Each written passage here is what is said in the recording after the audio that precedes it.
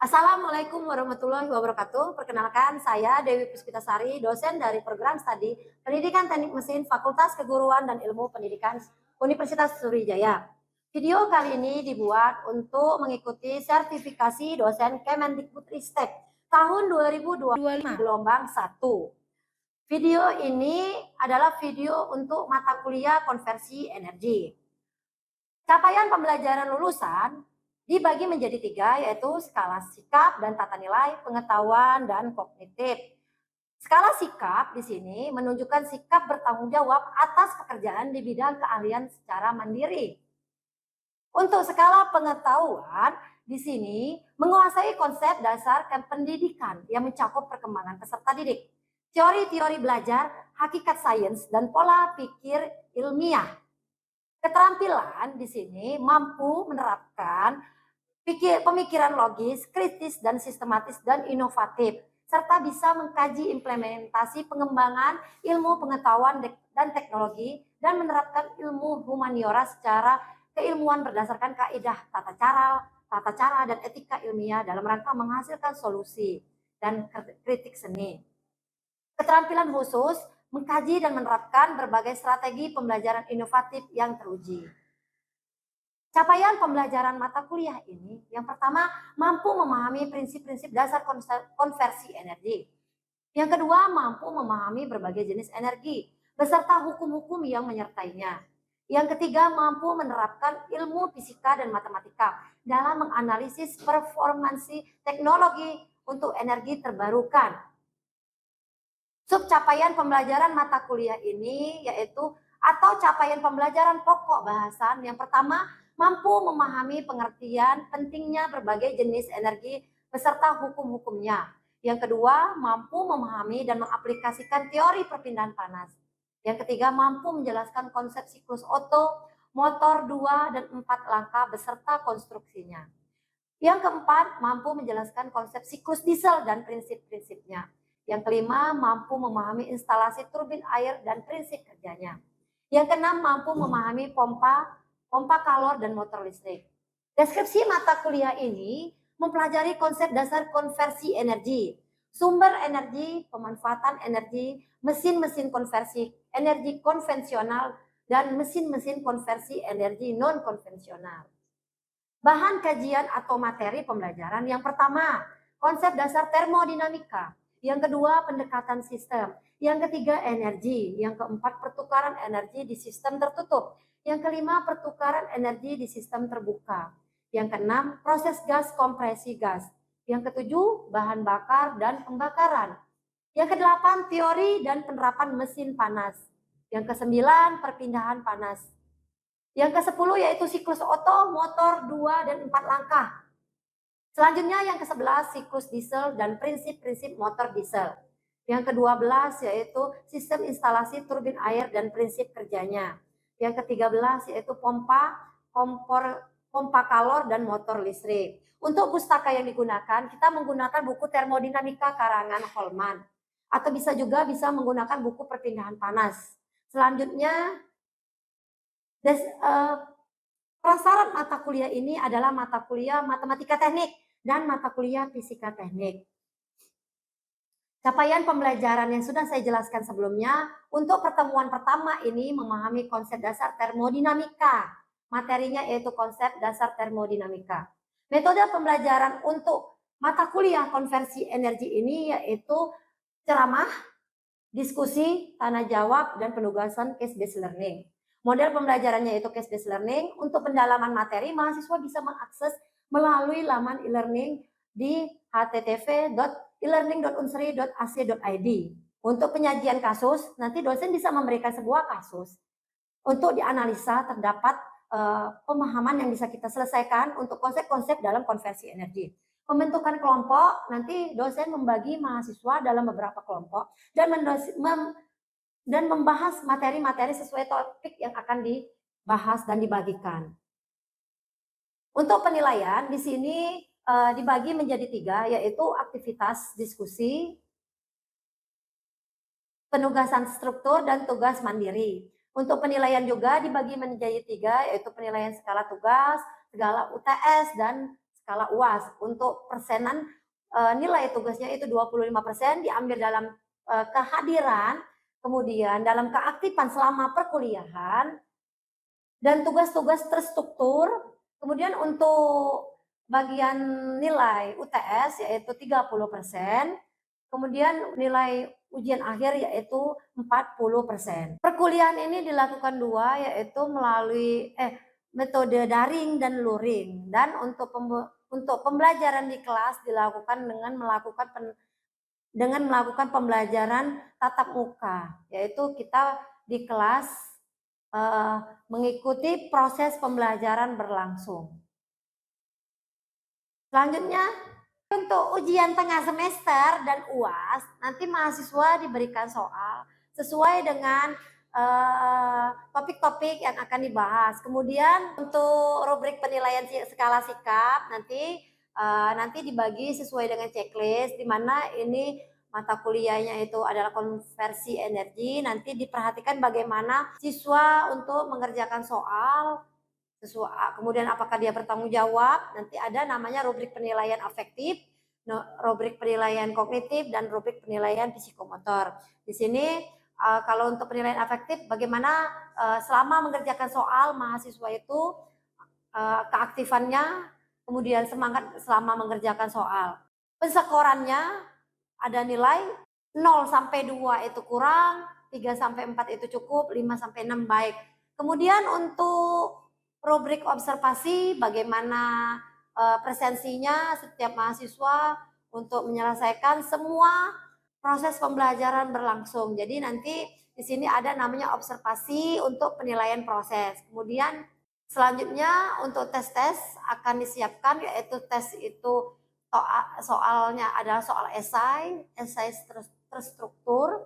Masing-masing mahasiswa akan mengerjakan soal yang telah diberikan dengan waktu yang digunakan sesuai dengan perkuliahan dan akan dikerjakan secara mandiri masing-masing berada di kelas. Demikianlah video pembelajaran mata kuliah konversi energi. Assalamualaikum warahmatullahi wabarakatuh. Waalaikumsalam warahmatullahi wabarakatuh. Apa kabar kalian semua? Alhamdulillah, Ibu. Ya, hari ini kita masuk kembali ke semester yang baru ya. Sudah lama kalian libur, akhirnya kuliah kembali. Hari ini kita belajar untuk pertemuan pertama, yaitu materi konsep dasar termodinamika pada mata kuliah konversi energi. Sebelum kita mulai perkuliahan ini, ketua tingkatnya Nova. Siapa yang tidak hadir? Alhamdulillah ini ada semua. Ya, bagus ya, karena sudah kita lama libur ya, masuk kembali. Yang dari Palembang ataupun dari daerah tetap harus semangat untuk kuliah. Sehingga untuk satu pertemuan ini bermanfaat sampai 16 nanti juga bermanfaat dan ada hasil ya. Jangan sampai apa yang kita lakukan hari ini sia-sia. Karena ini sangat penting sekali mata kuliah ini ya untuk kita beralma mater pendidikan teknik mesin ya. Karena kita harus ada ada pengetahuan ya, ilmu sains. Jangan cuma sama seperti diploma ataupun misalnya orang-orang yang hanya bisa untuk praktek ya. Kita harus paham juga bagaimana konsep dari analisa perhitungan di konversi energi ini. Sebelum kita memulai perkuliahan ini, sasaran untuk mata kuliah ini yaitu fisika teknik dan matematika teknik. Yang mata kuliah itu sudah kalian ambil ya di semester 1. Mata kuliahnya matematika teknik, dan semester 2 itu matematika pemasinan. Di semester 1 juga ada namanya fisika teknik. Jadi kita lanjutkan lagi. Waktu di fisika kan kita sudah belajar ya. Nah, untuk hari ini kita akan mengulang sedikit lah ya, biar kalian nggak kaget ya yang dipelajari hari ini. Di fisika teknik dulu kan kita belajar tentang satuan, kemudian sistem satuan, ada British ya, sistem satuan internasional, ada namanya sistem satuan yang ada besaran pokok, ada besaran turunan. Ini akan kita lanjutkan kembali materinya di mata kuliah ini, yaitu mata kuliah konversi energi. Nah, siapa yang masih ingat 7 besaran pokok? Boleh tunjuk tangan? Ya, silakan.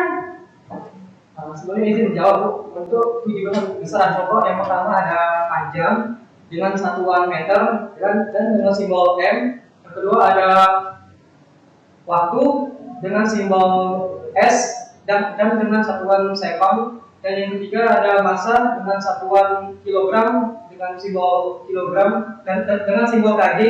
Yang keempat ada watt arus dengan simbol ampere dengan satuan ampere dan simbol A. Setelah itu ada intensitas cahaya dengan satuan candela dan simbol CD. Yang keenam ada jumlah zat dengan satuan mol. Yang terakhir suhu dengan satuan Kelvin atau K. Ya bagus ya, siapa ya semuanya? Ya ada bagus ya. Artinya materi yang dulu masih ringan. Nah, hari ini kita akan lanjutkan kembali ya materi kita. Sebelum kita mulai, ada pertanyaan dari teman-teman mahasiswa? Kalau tidak ada, kita akan lanjutkan. Hari ini ingat tujuan kita belajar. Pertemuan pertama ini kita akan membahas konsep dasar termodinamika.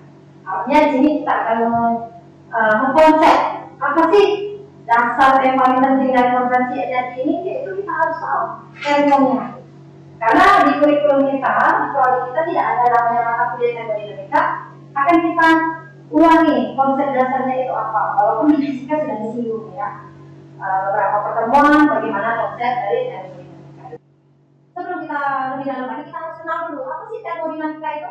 Ilmu tentang energi yang secara spesifik membahas hubungan antara energi panas dan kerja. Ya, seperti yang telah diketahui bahwa energi di dalam alam dapat terwujud dalam berbagai bentuk. Selain energi panas dan kerja, ada lagi energi kimia, energi listrik, energi nuklir, energi gelombang elektromagnetik, energi akibat gaya magnet dan yang lainnya banyak. Ya, asal kita tahu dulu konsep termo. Ya, energi dapat berubah bentuk. Ya, dari satu bentuk ke bentuk yang lain, baik secara alami maupun rekayasa teknologi. Selain itu, energi di alam semesta bersifat perubahan energi dari satu bentuk menjadi bentuk lain tanpa ada pengurangan atau penambahan. Artinya alami ya. Alami secara alami, tidak dia tambah, tidak kurangi, ya namanya alami ya. Ya. Jadi prinsip itu disamakan konservasi atau kekekalan energi. Nah, di fisika kita belajar kan bagaimana prinsip kekekalan energi. Nah, sini lah yang akan kita pelajari. Lanjut ya. Oke, bentuk-bentuk energi setelah disampaikan tadi, ada namanya energi kimia, energi panas, mekanik, listrik, banyak ya. Itu suatu media pembawa energi dapat mengandung berbagai bentuk energi sekaligus dan jumlah energinya itu energi total. Oke, ya. Dalam analisa termo, sering digunakan energi total itu adalah setiap satuan massa ya disebut energi persatuan massa. Ya. Jadi analis termo energi total setiap satuan massa disebut energi persatuan massa. Ya. E sama dengan E per M. Ini konsep dasarnya. Jadi energi persatuan massa dan energi total. Lanjut ya. Berbagai bentuk energi di atas dikelompokkan jadi dua. Ada yang makroskopik dan mikro. Ya. Makroskopik ini adalah keberadaan energi ditandai dari posisinya terhadap lingkungannya atau terhadap suatu referensi yang ditentukan. Nah, ya. Contoh bentuk energi ini kita belajar fisika. Apa contohnya? Energi kinetik. Ya. Apa di fisika energi kinetik kaitannya? Berkaitan sama apa? Sama massa, sama kecepatan. Iya. Ada lagi energi potensial di fisika yang sudah kita pelajari ya. Apa energi potensial? Ada waktu, ada namanya potensial yang kita butuhkan. Apa di energi potensial? potensial itu? Massa. Kalau benda jatuh ke bawah pakai apa? Dia ada gaya apa? Gravitasi. Ya. Kalau jatuh ke bawah pasti ada namanya. Iya benar, gaya gravitasi. Dari atas ke bawah ada namanya kalau kita ukur ketinggian. Ya benar, kita jatuhkan ke bawah kan ada ketinggian kan? Iya. Kalau berkaitan dengan percepatan tadi, yang ada kecepatan tadi yaitu energi kinetik. Nah, mikroskopik itu adalah energi internal. Ini untuk energi internal ini akan kita lanjutkan untuk pertemuan selanjutnya nanti yang lebih dalam ya. Internal ini. Oke. Mungkin karena dari bawaan libur kali ya, jadi agak ini ya. Mulai, nggak apa-apa ya, agak relax kita ya. Nah, makroskopik lagi yang kalian lihat tadi ada berkaitan sama massa media pembawa energi. Massanya itu KE, ya. Artinya massanya berpengaruh. Ada lagi namanya kecepatan. Kecepatan gerakan massa. Jadi untuk makroskopik ini energi yang disebabkan energi kinetik ini ya itu dipengaruhi oleh massa, kecepatan dibagi 2 setengah mp. Intinya kita tahu karena potensial dipengaruhi massa, dipengaruhi gravitasi dan dipengaruhi ketinggian. Yang disebutkan tadi temannya tadi siapa namanya? Salah satu besaran pokok tadi ada panjang. Iya, panjang. Iya, siapa namanya? Gelar Ramadan. Ya gelar, iya benar. Panjang ketinggian. Dalam bahasan termodinamika, efek dari jenis energi makroskopik yaitu energi magnetik dan tegangan permukaan fluida yang diabaikan. Jadi ini formulasinya, total energinya itu. Nilainya yaitu energi energi total sama dengan U plus KE plus PE. U tadi apa? Yang kita bahas tadi U, energi internal. Iya. Jadi U plus ke energi kinetik ditambah energi potensial. Kita uraikan kembali ya. Sama dengan U plus setengah M P kuadrat plus M kali G kali H. Ini konsep energi total ya. Artinya semuanya dijumlahkan energinya. Energi internal ditambah dalam energi mikroskopik. Ini kan mikro ya. Ditambah energi makroskopik. Makroskopik terdiri dari energi kinetik dan energi potensial. Nah, agak ini dikit ya enggak? Karena nanti akan berkelanjutan materinya. Jadi hari ini mungkin kita akan membahas konsep dasarnya dulu. Nggak langsung kita membahas tentang bagaimana prosesnya nanti untuk pertemuan selanjutnya. Dalam aplikasinya itu biasanya tidak bergerak selama proses berlangsung atau ada perubahan energi. Jadi kalau dia ada perubahan energi potensial dan kinetik itu biasanya 0. Selanjutnya kita bahas sistem, proses dan siklus termodinamika. Apa itu? Sistem, massa atau daerah yang dipilih untuk dijadikan objek untuk kita analisis. Nah, yang ini digambar itu ya sistem ya. Yang ini apa? Itu batas sistem. Sekitar sistem itu lingkungan. Kalau lingkungannya di sekitar sini. Kalau batas antara sistem dengan lingkungan, ini lingkungan, ini sistem, ini namanya batas. Nanti di pertemuan selanjutnya kita akan bahas tentang sistem terbuka dan sistem tertutup. Pada aplikasi termodinamika untuk konversi energi ini. Aplikasinya di mana? Pada waktu di motor bakar. Nanti ada prosesnya. Kalian kan tahu ya?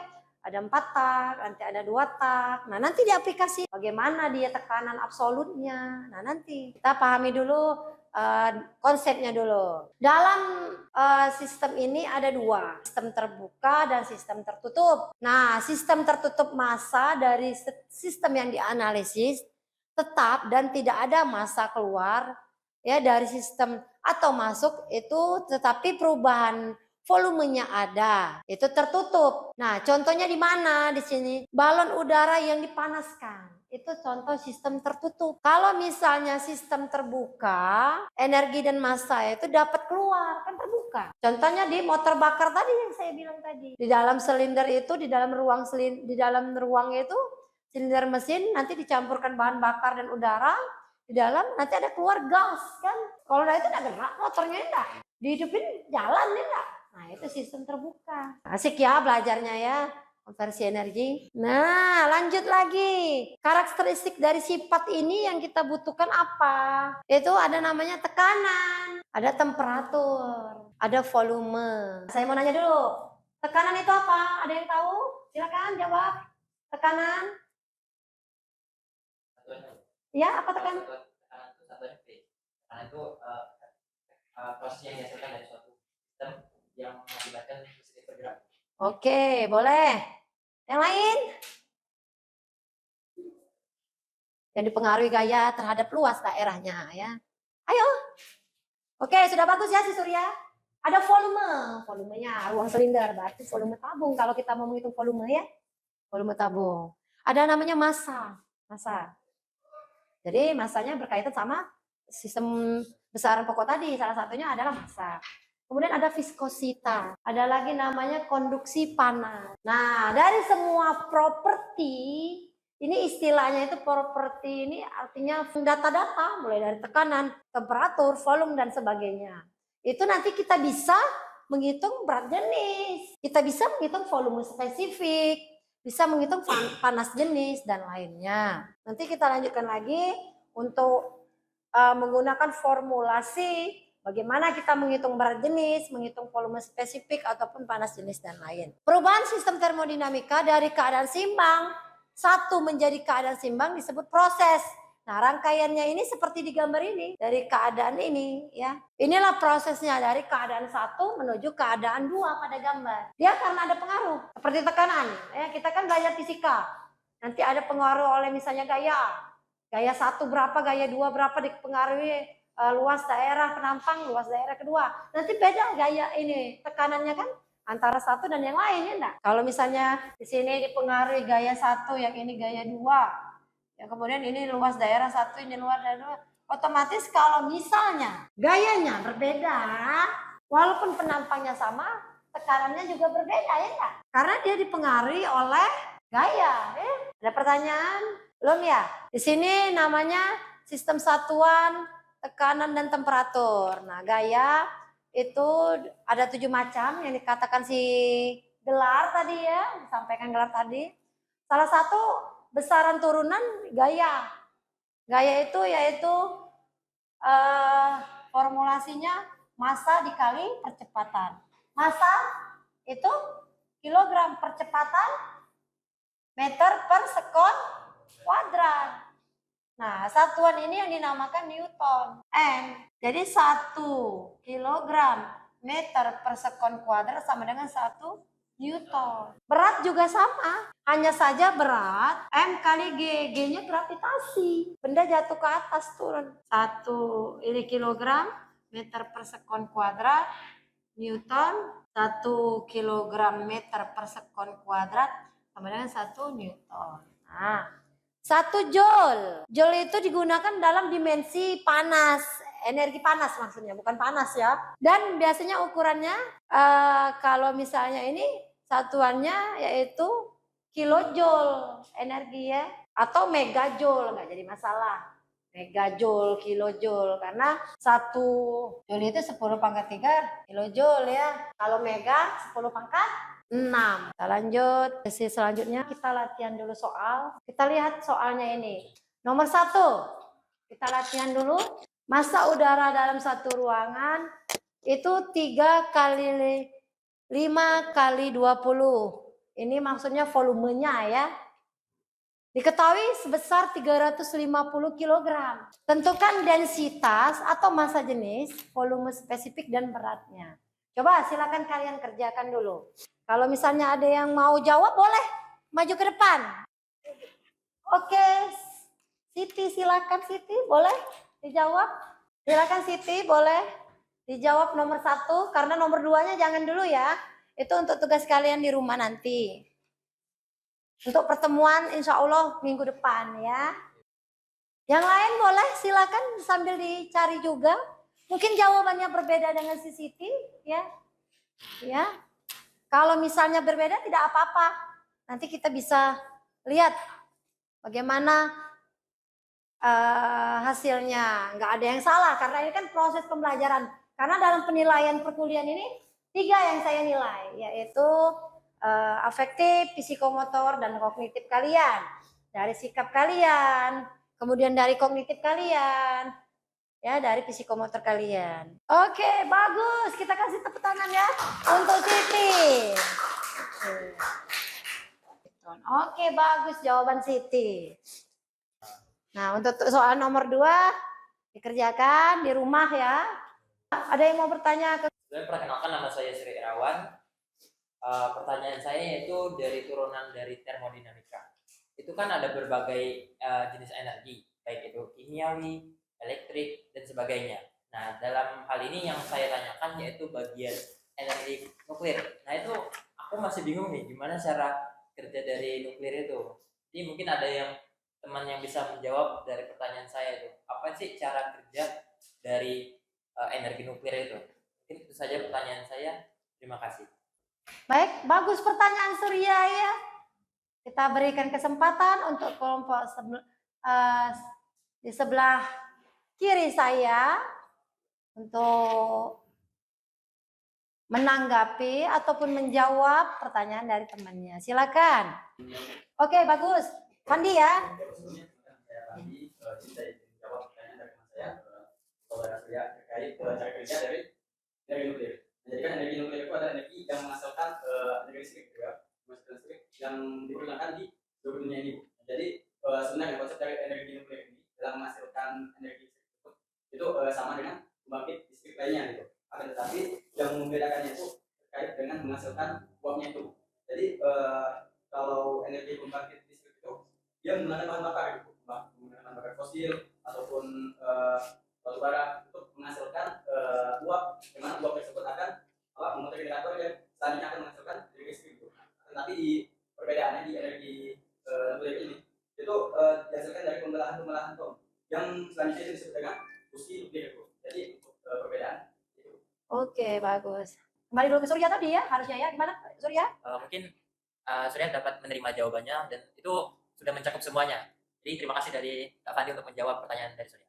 Oke, ya. Bisa kita simpulkan dari pertanyaan temannya tadi dan jawaban si Fandi tadi bahwa energi tadi banyak bentuknya ya. Bukan saja cuma nuklir ya. Energi kimia, energi panas, energi mekanis, energi listrik dan sebagainya. Yang tetap masih berkaitan sama energi kinetik dan potensial yang telah kita pelajari, di mana tadi energi kinetik tadi ada pengaruh berkaitan dengan kecepatan, kemudian kalau potensial tadi berkaitan sama gravitasi. Oke, perkuliahan ini kita cukupi. Minggu depan kalian pelajari dulu sebelum kita bertemu di kelas ya. Materinya tentang karakteristik gas ideal ya. Nah, setelah kuliah ini hati-hati di jalan ya. Ya, sampai rumah ya. Kalaupun ada yang mau ditanya boleh di grup WA kita ya.